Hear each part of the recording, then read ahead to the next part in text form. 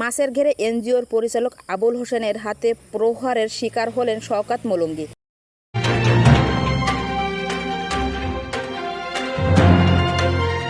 আসসালামু আলাইকুম দর্শক, সকলকে আমন্ত্রণ জানাচ্ছি বিবিআর নিউজ সংবাদে। স্টাফ রিপোর্টার মীর আব্দুল মিল্টনের পাঠানো তথ্যচিত্রে বিস্তারিত নিয়ে সাথে আছি আমি সাহারা আক্তার।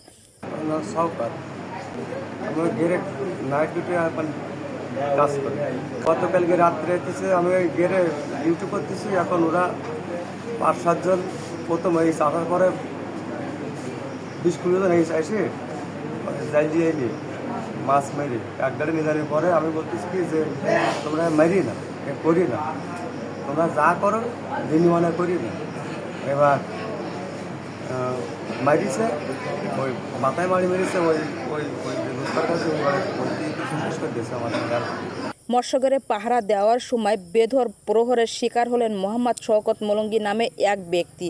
রবিবার 8 জুন তালা শিরাশুনি এ ঘটনা ঘটে।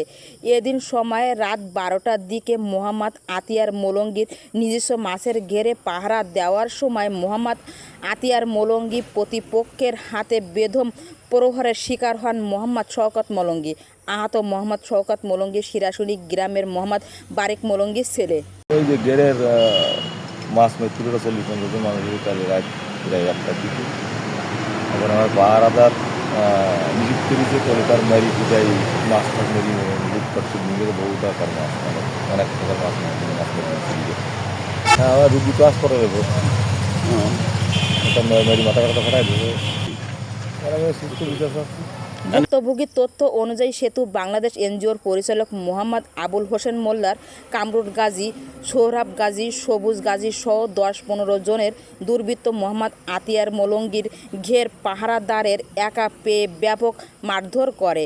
আহত শওকতের পরিস্থিতি খারাপ বুঝতে পেরে তাকে ফেলে রেখে চলে যান দুর্বৃত্তরা। এলাকাবাসী বিষয়টি টের পেয়ে আহত শওকতকে তালা উপজেলা হাসপাতালে ভর্তি করে দেয়। এলাকাবাসী বলেন, দীর্ঘদিন ধরে একটি মাছের ঘেরকে কেন্দ্র করে এ ধরনের ঘটনা ঘটে চলেছে।